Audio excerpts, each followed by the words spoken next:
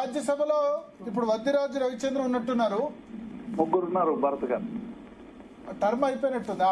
Okay, Parthasarathi Reddy గారు, దామోదర్ రావు గారు కూడా ఉన్నారు. సారీ, ఒక సురేష్ రెడ్డి గారిది అయిపోయింది, పార్థసారథి రెడ్డి గారు ఉన్నారు, సురేష్ రెడ్డి గారిది అయిపోయింది, ఇంకా ముగ్గురున్నారు భరత్ గారు. అవును, ముగ్గురున్నారు. సారీ, ఎస్, అదే పార్థసారథి రెడ్డి గారు, దామోదర్ రావు గారు కూడా ఉన్నారు. ఎస్, దామోదర్ రావు గారు కూడా ఉన్నారు. ఇంకా పీరియడ్ అయిపోలే వాళ్ళది, ఇంకా కొంతకాలం ఉంది.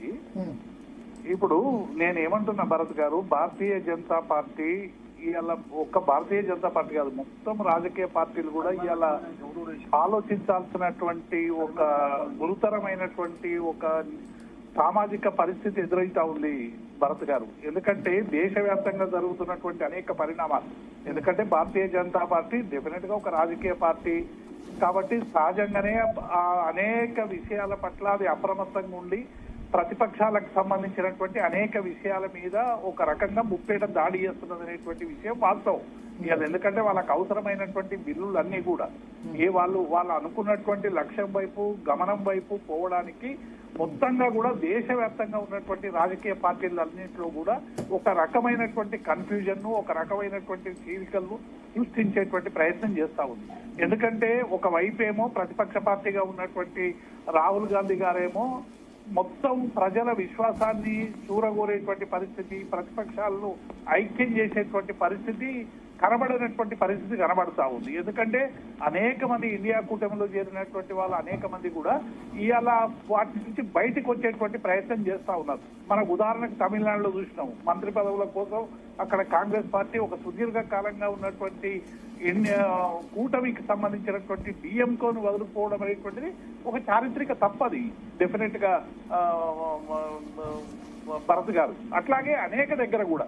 కాబట్టి ఇటువంటి సందర్భంలో ఇవాళ వాళ్ళు 2/3 మెజార్టీకి ప్రయత్నం చేస్తా ఉన్నారు. బహుశా ఆ ప్రయత్నానికి ఇవాళ టీఎంసీలో వచ్చిన చీలిక కావచ్చు, శివసేనలో వచ్చిన చీలిక కావచ్చు, రేపు యూపీలో వచ్చేటువంటి సమాజ్వాదీ పార్టీలో వచ్చేటువంటి చీలిక కావచ్చు, ఇవన్నీ కూడా ఆ పార్టీ మరి ఇవాళ అధికారం ఉంది కాబట్టి ఇవాళ అనేక ప్రయత్నాలు చేస్తూ రేపు తమ బిల్లులు వాళ్ళు అనుకున్నటువంటి లక్ష్యం వైపు పోవడానికి ప్రయత్నం చేస్తా ఉన్నాయి. ఇది అప్రజాస్వామికమైనటువంటి విషయం అన్ని పార్టీలు చెప్తున్నప్పటికీ కూడా అన్ని రాజకీయ పార్టీలు ఏదో సందర్భంలో ఇటువంటి వాటిని టార్గెట్ చేసినటువంటి పరిస్థితి కూడా మనకు దేశ రాజకీయాల్లో కనబడతావు.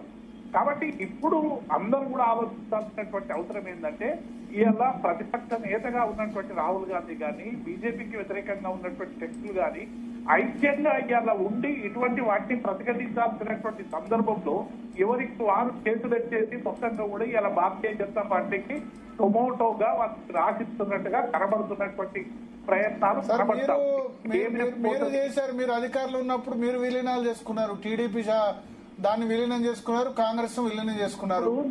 2 టర్మ్లో 2 విలీనాలు జరిగాయి. ఇప్పుడు భారతీయ జనతా పార్టీ చేస్తే మీకు తప్పు అనిపించింది. మొన్న రేవంత్ రెడ్డి ఎమ్మెల్యేలు తీసుకుంటే 10 మంది తీసుకుంటే మీకు తప్పు అనిపించింది. భరత్ గారు నేను ఏమంటున్నా, చట్టంలో ఉన్నటువంటి అనేక లొసుకుల్ని అనేక మంది వాడుకునేటువంటి ప్రయత్నం చేసినాం.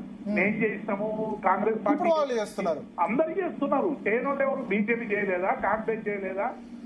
మేము కూడా చేస్తాం కదా. అదే చెప్తున్నా, ఈ 2/3 నాకు తెలిసి మీరు భారతీయ జనతా పార్టీ కంటే ముందే మీరే చేశారు. ఒక విధంగా మీరు ఆదర్శం, రైతు బంధు దేశానికి ఆదర్శం అన్నట్టు ఈ పార్టీ విలీనాలు కూడా ఆదర్శం. ఇప్పుడు భరత్ గారు మీరు అట్లా నిర్ణయానికి రాకండి. డెఫినెట్ గా ఒక్కొక్క పార్టీకి ఒక్కొక్క రకమైనటువంటి సందర్భాల్లో చేయాల్సినటువంటి పరిస్థితులకు నెట్టబడుతున్నాయి, రాజకీయాలకు తయారైపోయినాయి. ఇప్పుడు మేము ఒక 63 సీట్లతో గెలిచినటువంటి ప్రభుత్వాన్ని డిస్టెబిలైజ్ చేయడానికి జరిగినటువంటి ప్రయత్నంలో ఆ రోజు జరిగినటువంటి పరంపర కొనసాగింది. 88 సీట్లు వచ్చినప్పుడు సరే 63 సమర్థిస్తామంటే 63 సమర్థిస్తే 88 సీట్లు వచ్చినప్పుడు సార్ 88 సీట్లు వచ్చినప్పుడు 88 సీట్లు వచ్చినప్పుడు వచ్చి మా దగ్గర ఎవరు డిస్టెబిలైజ్ చేయడానికి ప్రయత్నించారు? బట్టి విక్రమార్క ఇప్పుడు మొత్తం అంటే కాదంటారు ఎవరైనా. నేను 63 సీట్లు వచ్చినప్పుడు సమర్థిస్తా సార్. 88 సీట్లు వచ్చినప్పుడు 12 మంది పాపం బట్టి విక్రమార్క సిఎల్పి లీడర్ గా ఉండనివ్వకుండా భరత్ గారు ఆ. మీరు పాపం పుణ్యమని కాదు. ఆ. ఆ కాంగ్రెస్ పార్టీ వాళ్ళని కాపాడుతూ లేక అందరు మా దగ్గరికి తోసినప్పుడు మేమేం చేయాలి? వాళ్ళందరూ వచ్చి మా పార్టీ కొత్తమంటే మేము వద్దనా బహిష్కరించాలా? కాంగ్రెస్ పార్టీ ఎందుకు? కాంగ్రెస్ పార్టీ ఎందుకు? భరత్ గారు నేను అందుకే చెప్పిన అన్ని రాజకీయ పార్టీలు ఇటువంటి ప్రహసనాన్ని కొనసాగిస్తున్నాయని. చట్టంలో ఉన్నటువంటి లొత్తుల ఆధారంగా జరుగుతా ఉన్నాయి. Yes. దీని నుంచి బయటపడడానికి ఒక స్పష్టమైనటువంటి ఒక మరి ఇప్పుడు నా బాధ ఏం చెప్పమంటారు సార్? ఒక నిమిషం. నా బాధ ఏం చెప్పమంటారు సార్? సార్ ఒక్క నిమిషం. నా బాధ ఏంటంటే మీరు అట్లా చేయడం వల్ల 12 మంది కాంగ్రెస్ వాళ్ళని తీసుకోవడం వల్ల దేవిప్రసాద్ గారు అంత ఉద్యమకారులు, టీఎన్జిఓ నేత, ఒక్కసారి ఎమ్మెల్సీ సీట్ అవకాశం వచ్చింది, సరే ఓడిపోయినారు. ఆ తర్వాత బెవరేజెస్ కార్పొరేషన్ చైర్మన్ ఒక 2 years ఉన్నారు.